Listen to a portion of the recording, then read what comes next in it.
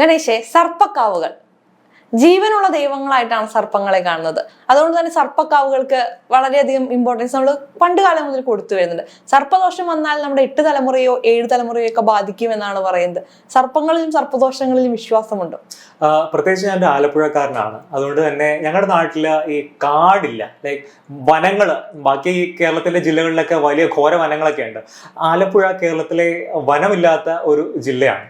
അതുകൊണ്ട് തന്നെ പണ്ട് മുതലേ ഈ സർപ്പക്കാവുകൾ ധാരാളമായി ആലപ്പുഴയിൽ കാണാൻ സാധിക്കും.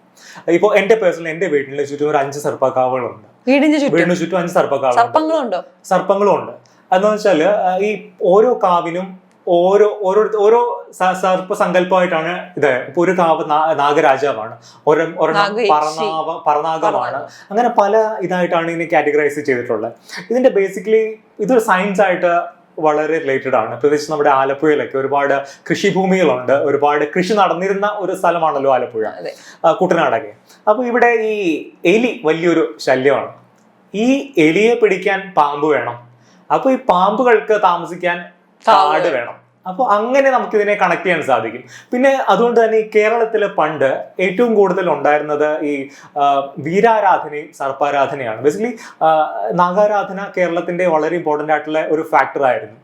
അതിനുശേഷമാണ് പ്രത്യേകിച്ച് ബ്രാഹ്മണൈസേഷനും ഈ M.N. ശ്രീനിവാസൻ അദ്ദേഹത്തിന്റെ ഈ സോഷ്യോളജിക്കൽ ബുക്സിൽ 2 കൺസെപ്റ്റുകളെ അവതരിപ്പിക്കുന്നുണ്ട്, പാരോക്കിലൈസേഷൻ ആൻഡ് യൂണിവേഴ്സലൈസേഷൻ. എന്ന് വെച്ചാൽ ഈ ദേവസങ്കല്പങ്ങളെ എല്ലാം ഈ ഹിന്ദുമതം എന്ന ലാർജർ ഫോൾഡിലേക്ക് അക്സെപ്റ്റ് ചെയ്തു. പാമ്പിനെ അക്സെപ്റ്റ് ചെയ്തു, ഈ വീരാരാധനയെ അക്സെപ്റ്റ് ചെയ്തു. ഇപ്പൊ ഈ ചെറിയ ചെറിയ സമൂഹങ്ങൾ നയിച്ചിരുന്ന എല്ലാ പ്രാർത്ഥനാ രീതികളും അപ്രോപ്രിയേറ്റ് ചെയ്തു. എന്നിട്ട് മറ്റ് സങ്കല്പങ്ങളെ ഇവിടേക്കും കൊണ്ടുവന്നു. അങ്ങനെ ഒരു കൾച്ചറൽ എക്സ്ചേഞ്ചിലൂടെയാണ് നമ്മൾ എല്ലാവരും കൂടുതൽ ദൈവങ്ങൾ നമ്മൾക്ക് അരികിലേക്ക് വന്നതെന്ന് പറയും. ഇനി ഈ സർപ്പക്കാവുകളെ പറ്റി പറഞ്ഞാൽ നേരത്തെയൊക്കെ ഒരുപാട്, ഇപ്പൊ എന്റെയൊക്കെ കുഞ്ഞുനാളില് ഞങ്ങളുടെ ഭാഗത്തെ എല്ലാ വീടുകളിലും സർപ്പക്കാവുകൾ ധാരാളമായിട്ടുണ്ടായിരുന്നു. ഇതിന് ഒരു പ്രശ്നം വന്നത് എന്താന്ന് വെച്ചാൽ ഈ പലപ്പോഴും ഈ പാർട്ടീഷൻ ചെയ്തു പോകുമല്ലോ. ഇപ്പൊ 1 ഏക്കർ ഉള്ള ഒരു സ്ഥലത്താണെങ്കിൽ നമുക്ക് എത്ര സർപ്പക്കാവുകൾ വേണമെങ്കിലും ഉണ്ടാകും, കുഴപ്പമില്ല. ഇത് 2-3 മക്കളുണ്ടെങ്കിൽ ഒരു 33 സെന്റ്, ഒരു 4 മക്കൾ കൂട്ടും. 4 ഡിവൈഡ് ചെയ്യുമ്പോഴത്തേക്കും ഒരാൾക്ക് 25 സെന്റ് ആവുള്ളൂ. എന്നാലും ഒരു സർപ്പക്കാവ് വെക്കാം. ഈ 25 സെന്റ് ഫർദർ ഡിവൈഡ് ചെയ്യുമ്പോഴത്തേക്ക് അവിടെ ഒരു സർപ്പക്കാവ് ഉണ്ടാവുക എന്ന് വെച്ചാൽ പ്രാക്ടിക്കലി പോസിബിൾ അല്ല. അപ്പോൾ ബേസിക്കലി ചെയ്തുകൊണ്ടിരിക്കുന്നത് എന്താന്ന് വെച്ചാൽ ഈ ചിത്രകൂടം പണിയുക എന്ന് പറയും. ഈ സർപ്പത്തെ ആവാഹിച്ച ഒരു തറ കെട്ടി ഒരു വെക്കാന്ന് പറയും. ചിലടത്ത് അതും വെക്കൂല. ഈ പല ക്ഷേത്രങ്ങളുണ്ട്, അവിടെ കൊണ്ട് 2 ലക്ഷം രൂപ 3 ലക്ഷം രൂപ കൊടുത്തു കഴിഞ്ഞാൽ ഇവിടുത്തെ സർപ്പത്തെ അവിടെ കൊണ്ട് ആവാഹിക്കാം എന്നൊക്കെ ഉള്ള നറേറ്റീവ്സ് ഉണ്ട്. അത് ബേസിക്കലി ചിലർക്ക് പൈസ കിട്ടുമെന്ന് മാത്രമേ ഉള്ളൂ. അപ്പൊ ആത്യന്തികമായി ഇതിന്റെ ലക്ഷ്യം എന്ന് വെച്ചാൽ ഒരു എൻവയോൺമെന്റിനെ പ്രൊട്ടക്ട് ചെയ്യുക എന്നുള്ളതാണ്, കൃഷി മുന്നോട്ട് നയിക്കുക എന്നുള്ളത്. ഞങ്ങള് ഇതുമായി ബന്ധപ്പെട്ടിട്ടുള്ള ഇന്റർവ്യൂസ് എടുക്കുന്ന സമയത്ത് ഈ സർപ്പക്കാവ് സംരക്ഷണ സമിതി എന്നുകൊണ്ടൊരു സമിതി ഉണ്ട്.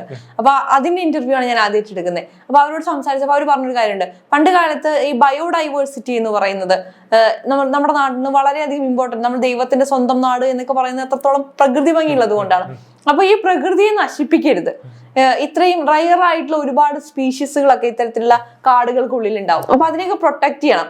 അതിനെ വെട്ടരുത് എന്ന് പറഞ്ഞു കഴിഞ്ഞാൽ നമുക്ക് പൊതുവെ ചെയ്യരുത് എന്ന് പറയുന്ന കാര്യം ചെയ്യാനുള്ള ഒരു ടെൻഡൻസി കൂടുതലാണല്ലോ.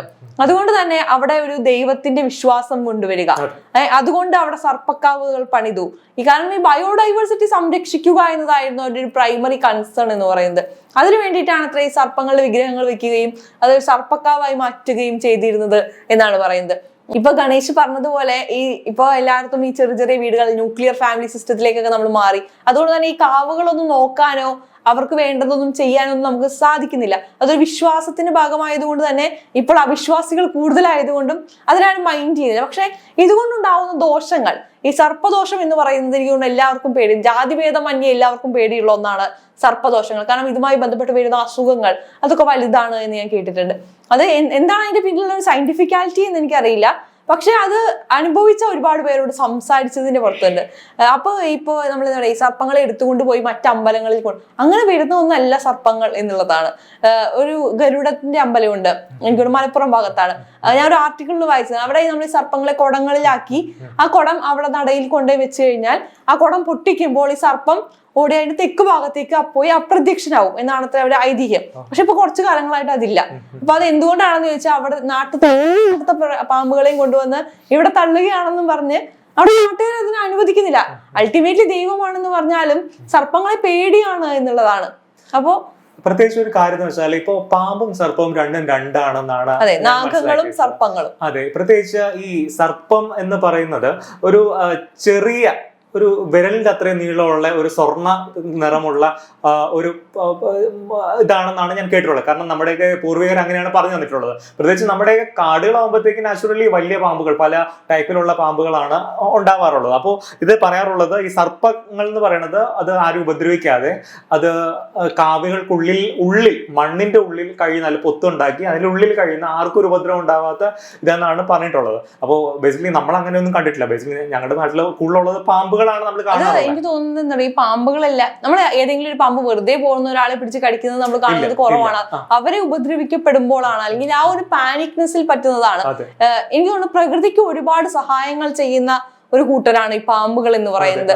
ഒരു സൈക്കിളിന് വേണ്ടിയിട്ടുള്ള എല്ലാ പ്രോസസ്സിലും സപ്പോർട്ട് ചെയ്യുന്നതാണ്. അതുകൊണ്ട് തന്നെയാണ് അവരെ ആരാധിക്കുന്നത്. ഇത് ബേസിക്കലി വളരെ പ്രോപ്പർ ആയിട്ടുള്ള ഒരു ബാലൻസ് പ്രകൃതി തന്നെ ഇവിടെ വെച്ചിട്ടുണ്ട്. ബേസിക്കലി നമ്മുടെ നാട്ടിലെ ഉടുമ്പുണ്ടല്ലോ, അത് ധാരാളമായിട്ടുണ്ട്. ഈ ഉടുമ്പ് പാമ്പിന്റെ മുട്ട തിന്നും. ഈ കീരിയൊക്കെ ഞങ്ങളുടെ നാട്ടിൽ ഇങ്ങനെ ഓടി നടക്കുന്ന കാണാറുണ്ട്. അപ്പൊ എന്താന്ന് വെച്ചാല് ഈ പാമ്പുകളുടെ എണ്ണവും കൂടാൻ പാടില്ല. അപ്പൊ അതിനു വേണ്ടി വേറൊരു സ്പീഷീസ് ഉണ്ട്, ബാലൻസ്ഡ് ആണ്. അത് വളരെ ഇൻട്രസ്റ്റിംഗ് ആണ്. ബേസിക്കലി എങ്ങനെയാണ് നമ്മുടെ സമൂഹം ഇത് ബയോഡൈവേഴ്സിറ്റി എങ്ങനെയാണ് സസ്റ്റെയിൻ ചെയ്യേണ്ടത് എന്നൊക്കെ വളരെ ഇൻട്രസ്റ്റഡ് ആണ്. അതെ, ഇന്നിപ്പോ ഈ കാടുകളൊക്കെ നശിപ്പിക്കുകയും ഇത്തരത്തിലുള്ള ജീവികളെ പാമ്പിനെ കണ്ടിട്ട് തല്ലി കൊല്ലുകയാണ്. അതുകൊണ്ടാണ് അത് കുറച്ചും കൂടി കോംപ്ലിക്കേറ്റഡ് ആയി മാറിക്കൊണ്ടിരിക്കുന്നത് എന്നുള്ളതാണ്. ബേസിക്കലി പണ്ടത്തെ നമ്മുടെ ജീവിത രീതിയും കൂടെയാണ് ഇത് ചൂണ്ടിക്കാണിക്കുന്നത്. ഒന്ന് എന്താ വെച്ചാൽ വളരെ പ്രകൃതിയോട് ഇണങ്ങിയുള്ള ഒരു ജീവിതമായിരുന്നു നമ്മുടേത്. ഇപ്പോ സർപ്പക്കാവുകളുടെ കൂടെ സർപ്പക്കുളങ്ങൾ ഉണ്ടായിരുന്നു ധാരാളമായിട്ട് ഒരു കാലഘട്ടത്തിൽ. ഇപ്പോ കുളമൊന്നും ഒരു വീട്ടിൽ വെക്കാൻ ഇവർക്ക് സ്ഥലം ഉണ്ടാവില്ല. അപ്പൊ അതിനിപ്പോ അതൊക്കെ അങ്ങ് മൂടും. അപ്പോ ഇതൊക്കെ ഉണ്ടാവണം. ഇപ്പോ കേരളത്തിൽ ഒരു മഴ പെയ്തു കഴിഞ്ഞാൽ ഇത്രത്തോളം വെള്ളപ്പൊക്കം ഉണ്ടാകാനുള്ള റീസൺ എന്താണ്? ഇതൊക്കെയാണ് കുളം നികത്തും, കിണർ നികത്തും, നമ്മുടെ ഒലിച്ചു പോകാനുള്ള സ്ഥലങ്ങളില്ല, വെള്ളത്തിന് എവിടെയും പോകാനില്ല. ഇപ്പൊ നമ്മുടെ ഈ കൊച്ചിയിലാണെങ്കിൽ ഒരു മഴ പെയ്തു കഴിഞ്ഞാൽ പിന്നെ നമ്മുടെ അരപ്പൊക്കമാണ്. അതെ, ഡ്രെയിനേജ് സിസ്റ്റം നമ്മൾ പറയുന്നുണ്ടെങ്കിലും അതും പ്രാക്ടിക്കൽ അല്ല. അപ്പൊ ഒന്ന് ഇത് പോയിന്റ് ഔട്ട് ചെയ്യേണ്ടത് നമ്മുടെ ജീവിത രീതിയിൽ വന്ന മാറ്റങ്ങൾ എത്രത്തോളമാണ് നമ്മളെ പ്രതികൂലമായിട്ട് ബാധിക്കുന്നതെന്നാണ്. പിന്നെ അതൊക്കെ കൊണ്ടാണ് ഇതിന്റെ ഒരു സാങ്ക്ടിറ്റി വന്നത്. നമ്മൾ ചരിത്രം പഠിക്കുമ്പോഴത്തേക്ക് ഈ എല്ലാത്തിനും ഒരു റീസൺസ് ഉണ്ടാവും. പ്രത്യേകിച്ച് ഈ സർപ്പാരാധന എന്നൊക്കെ പറഞ്ഞാൽ നമ്മുടെ ഒരു പ്രാചീന കാലമാണ് സംഘകാലം എന്ന് പറഞ്ഞത്. ഒരു BC 2-ാം നൂറ്റാണ്ട് മുതൽ AD 3-ാം നൂറ്റാണ്ട് വരെയുള്ള ഒരു കാലഘട്ടം. അപ്പോൾ ഈ സംഘകാലത്തിൽ നമ്മുടെ ദൈവങ്ങളും അല്ലെങ്കിൽ നമ്മുടെ ഈ ജോഗ്രഫിയൊക്കെ ക്ലിയർലി അതിനകത്ത് ഡെപിക്ട് ചെയ്തിട്ടുണ്ട്. ഈ മുല്ലയും മരുത്തൽ നെയ്തൽ എന്നൊക്കെ പറഞ്ഞ് പല ഈ കാറ്റഗറൈസേഷൻ. അപ്പോ ഈ എല്ലാ കാറ്റഗറൈസ്ഡ് ആയിട്ടുള്ള ഇതെല്ലാം ജോഗ്രഫി ബേസ്ഡ് ഇതാണ്. ഒരു സ്ഥലത്തിന് ഒരു പ്രത്യേക ജോഗ്രഫി ആയിരിക്കും, ഒരു സ്ഥലത്തിന് വേറെ രീതിയിലുള്ള. കടപ്പുറത്തിന് അതിൻ്റെതായ ദൈവസങ്കല്പങ്ങളുണ്ട്. ഈ കുന്നിൻ പ്രദേശങ്ങള് അവിടെ അവരുടേതായ ദൈവസങ്കല്പങ്ങളുണ്ട്. അവിടെ ജീവിക്കുന്ന ആൾക്കാർക്ക് അവരുടേതായ തൊഴില് അങ്ങനെയുണ്ട്. ഈ കടപ്പുറത്തുള്ള ആൾക്കാർ 330 ദൈവങ്ങളുണ്ട് എന്നാണ് പറയുന്നത്. അതിൽ കുറെയൊക്കെ എന്താ പറയാ മറ്റേ വ്യതിയാനങ്ങൾ സംഭവിച്ച ദൈവങ്ങളാണ്. കാരണം ഒന്ന് കേരളത്തില് ഇപ്പൊ സദേൺ കർണാടക എടുത്താലും കേരളത്തിലൊക്കെ ആണെങ്കിൽ ഈ വീരാരാധന വലിയ രീതിയിലുണ്ടായിരുന്നു. എന്ന് വെച്ചാൽ ഈ ലോക്കലായിട്ടുള്ള ഏതെങ്കിലും ശക്തനായ മനുഷ്യൻ മരിച്ചു കഴിയുമ്പോഴത്തേക്കും അയാളെ ആരാധിക്കുന്ന, അയാൾക്ക് വേണ്ടി വിഗ്രഹങ്ങൾ ഉണ്ടാക്കുക, അതൊക്കെ കേരളത്തിലുണ്ടായിരുന്നു. കൂട്ടത്തിൽ തന്നെയായിരുന്നു ഈ നാഗാരാധന കേരളത്തിന്റെ ഒരു ഭാഗമായിട്ട് മാറിയത്. അപ്പോൾ ഇതാണ് പ്രത്യേകിച്ച് ആലപ്പുഴ പോലുള്ള ഒരു സ്ഥലമായതുകൊണ്ട് തന്നെ നേരത്തെ പറഞ്ഞ പോലെ ഈ വലിയ കാടുകൾ ഇല്ലാത്തതുകൊണ്ട് അതെ, എലികളെയൊക്കെ കൊല്ലാനും അല്ലെങ്കിൽ അവിടുത്തെ ബയോഡൈവേഴ്സിറ്റി നിലനിർത്താനും വേണ്ടിയിട്ടുള്ള മരങ്ങൾ വേണം. അപ്പൊ മരങ്ങൾക്ക് ഒരു റിലീജിയസ് സാങ്ക്ടിറ്റി കൊടുത്തു, അത് പ്യൂരിറ്റി കൊണ്ടുവന്നു അതിനകത്തേക്ക്. അങ്ങനെയാണ് ഇത് കൊണ്ടുവന്നത്. പിന്നെ എന്ന് വെച്ചാൽ എല്ലാത്തിനും ഒരു ബിസിനസ് ആസ്പെക്ട് കൂടെ ഉണ്ടല്ലോ. അങ്ങനെയാണ് ഇപ്പോ ഒരു കാവിൽ നിന്ന് സർപ്പത്തെ ആവാഹിച്ചുകൊണ്ട് ഒരു ക്ഷേത്രത്തിൽ കൊണ്ട് വെക്കാന്ന് വെച്ചത്. എന്നോട് ചോദിക്കുകയാണെങ്കിൽ ഞാൻ അത്ര കൺവിൻസ്ഡ് അല്ല. അല്ല, ഒബ്വിയസ്ലി അത് അധികം ആരും അതിനെ അംഗീകരിക്കുന്നില്ല എന്നുള്ളതാണ്. പിന്നെ ബിസിനസ് ആണിത്. അതെ, തീർച്ചയായും. ഇപ്പൊ ഈ സർപ്പത്തുമായി ബന്ധപ്പെട്ട് നിൽക്കുന്ന ഒരു കമ്മ്യൂണിറ്റിയാണ് പുള്ളുവൻ കമ്മ്യൂണിറ്റി എന്ന് പറയുന്നത്. അവരാണ് ഈ സർപ്പാരാധനയുമായി ബന്ധപ്പെട്ട കാര്യങ്ങൾ ചെയ്യുന്നത്. അപ്പൊ അവര് തന്നെ പറയുന്നു, അങ്ങനെ കൊണ്ടുവച്ചാൽ പോകുന്നവരല്ല. ഈ സർപ്പദോഷങ്ങൾ 7 തലമുറയെ ബാധിക്കുമെങ്കിൽ ഈ സർപ്പങ്ങളൊക്കെ അറിയോ 7 തലമുറ ആരാണെന്ന്?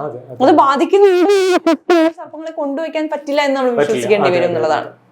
ഇപ്പോ അതാണ്, ഇപ്പൊ പല നാടുകളിലും ഇപ്പോ കോൺക്രീറ്റ് തറകൾ മാത്രമേ ഉള്ളൂ.